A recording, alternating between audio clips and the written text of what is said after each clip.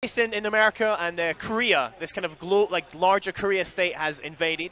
That was the premise of the first game, right? Yeah. So the first game, the Koreans had invaded from the West Coast. So in Homefront: The Revolution, we find ourselves 4 years into this occupation. So it's a mature occupation. The Koreans are ruling with an iron fist, and they've set up their capital in Philadelphia, and that is where Homefront: The Revolution is based. Okay. So right now we find ourselves in a resistance safe house, and this is actually a Molotov factory where they're actually making Molotovs.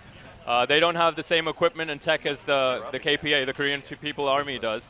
So they have to build and create their own weapons and equipment from the world and all the stuff that they scavenge from it. So straight off, it looks pretty gorgeous. So is this CryEngine then? Yes. Which iteration is this? It's CryEngine. We don't have iteration. It's the latest iteration. It's the latest now. one? Yeah, okay. We have our R&D team in our studio, which is very handy because they're an awesome bunch of guys, and they give us the opportunity to make all of this lovely stuff.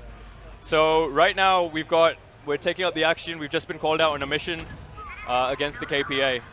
As you can see, this is our take on Philadelphia. This is a heavily oppressed, highly policed environment.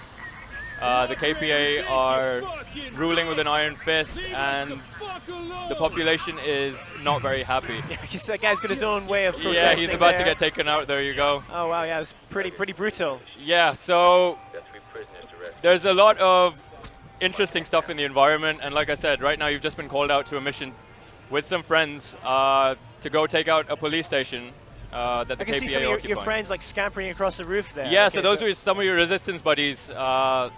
Obviously, they don't have the same equipment and stuff as the KPA, so they're trying to use height, use all of the cool stuff at their disposal to hit the enemy when they least expect it, and then melt back into the population. So how does this kind of combat scenarios work? I see we're doing a bit of surveillance here with our phones and everything. Is it a type of game, almost like, in some ways, I guess, like Crisis, where you see your encounters ahead of you and you get to assess and plan and then attack? Is it that kind of idea? Absolutely. So with Homefront, we wanted to kind of roll things back to our heritage and that DNA that we have at Crytek, which was that Far Cry Crisis approach, where we have these free roam environments where we release the player into, and they can tackle a scenario however they choose to. Okay. We don't want to hold their hand through any of it. We want to give them the freedom to explore and approach all of these scenarios their own way. And that's exactly what's happening right now as well. So we just used the smartphone to scope out what's going on in this area. We found this guy, gonna take him out. And we also just found out a resistance stash. So the world is full of hobo symbols, which you can probably see up on the wall. Oh yeah. These are, if the player keeps a lookout for these are basically there to guide the player to secret stashes of weapons, points of interest. Obviously the resistance can't go head to head with the KPA, so they have these hidden away places that the player can go and interact with and get these cool items from. So I mean, the kind of universe is set and it's quite high tech, right? I saw the Koreans had these kind of drones and everything. Yes, yeah, so yeah. Is it quite a tech-heavy enemy we have here? Yeah, so the KPA have a lot of cool, superior technology, and they are using drones extensively. They've got a whole bunch of different types of drones that they're using to oppress and keep an eye on the population of Philadelphia. But the idea is that you as a guerrilla fighter, you as being part of the resistance, do not have access to the same level of equipment as these guys do. So you have to scavenge in the world, use the environment around you to build your own weapons, build your own equipment. Like I've just said, this is a resistance stash, so we're going to scope this space out, see if we can find anything that's handy. Okay. And so there you go. You found that. Now we're going to head in there, try to pick up some things that we could utilize. That's one of the things that we really wanted to push for. Give the player the control to use the environment around them and create the weapons that they want to create. We're not forcing them to use any of the weapons. We're not forcing them to go a specific way. It's up to them what they find in the world, what they want to create with it. For example, you might want to put a lump of plastic explosive on an RC car, right? Absolutely, yeah. So that's one of the things that you can do. There is weapon crafting then in the game. That's it. Right? There's a lot of weapon crafting, and it's all up to the player what they want to do. You can create a whole bunch of things. You can combine a whole bunch of things. We've just found some cool stuff right now. We're going to utilize that stuff in a little while. Yeah, so there's plenty of that stuff. Apart from that, we've got loads of customization options, which is something that we love to do at Crytek. We love our weapon customizations, and as you can see, we've got plenty of weapon customizations. It's all very familiar to Crisis, same setup, right? Yeah, it's the same DNA, so we wanted to bring a lot of the cool stuff that we know that we have available to us and we've used before. We wanted to bring that into this, and we wanted to give the freedom to the player to make these weapons what they want them to be, because every player has their own style of playing, every player has their own preferences, so we didn't want to restrict anyone, we want to give the freedom to them and allow them to approach every scenario however they want to. So who are we then? Who's this character? Are we just an everyday guy? Are we like ex-military? Like what's the story? So the idea is in the story you are playing as a guy called Ethan Brady. He's an everyday guy. He's an oppressed U.S. citizen. The idea is the player is joining him on a journey from being that oppressed citizen, but on a journey to becoming a resistance fighter who in turn is trying to ignite a revolution. So I can't go too much into the story details, but there's a lot of cool stuff in there, and this guy doesn't have any military training. We wanna try and get it across that all of the stuff that these guys are doing, they have to utilize guerrilla tactics. They can't just go gung-ho straight into combat against the KPA because they will get gunned down. Because that was something that kind of I always thought jarred a little bit in the previous game, was the fact that you were like an everyday resistance guy, but then through the course of the game you would kill like thousands of people. Yeah. I mean, is this going to be similar amounts of like carnage, or are all the encounters on a smaller scale? And I mean, well, fictionally, the world is built around these guys being average everyday guys. They're lawyers, accountants, doctors, and they've been forced to take up arms to try and ignite a revolution. As far as I'm concerned, this guy, you will be able to fire guns. It's not like we're gonna force you not to fire a gun. You won't. You're gonna have fun. You still will have fun. But we want to give the control to the player, and we want to encourage them to play like a guerrilla fighter. We want to encourage them to use the equipment around them as you are right now. Some of the cool things that you picked up earlier, that's what you're going to use right now. We've got this RC car. We're going to drop it down.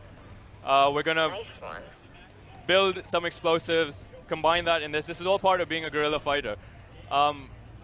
You could have, if you wanted to, run straight into this situation, all guns blazing.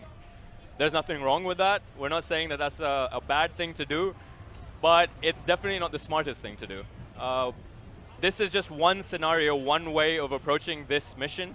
You could have sat back and maybe used a sniper rifle to pick people off. Watch the guard. Yeah. There are these cool gadgets that you can mess around with, but like I said, being a resistance fighter, being a guerrilla fighter is what we're trying to aim for, and we want the player to go on their own. Very smart, hiding it under the car, very good. Because I guess this drone could be spotted, right?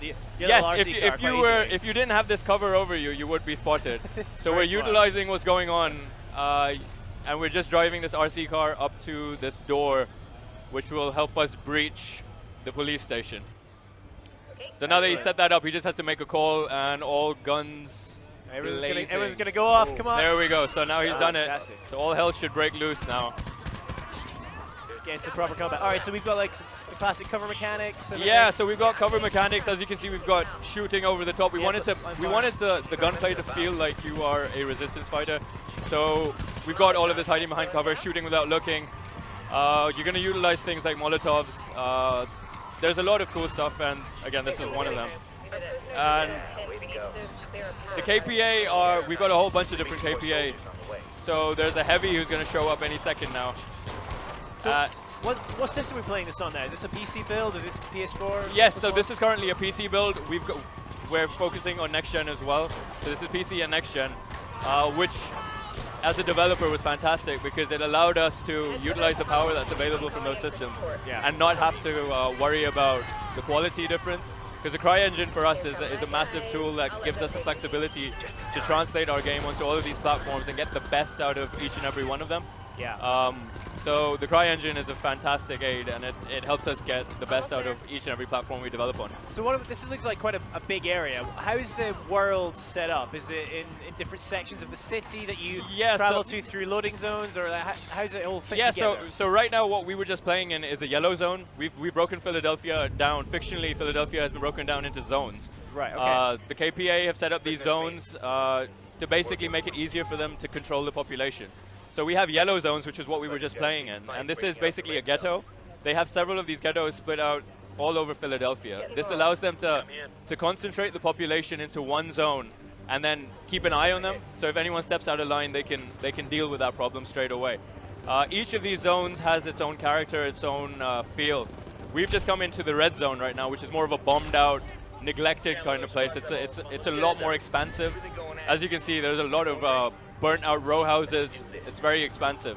And then we've got a green zone, which we're not showing right now, but that is more of where you'll see Philadelphia, the landmarks that people are familiar with. So yeah, each of these zones has its own feel, and it's a very expansive Philadelphia. So for us, we're really excited by the scale at which we're operating at in this game. We're pushing the CryEngine to its limits as well. And yeah, this is one of the biggest worlds we built at Crytek, so we're very excited about it. Cool. And how do you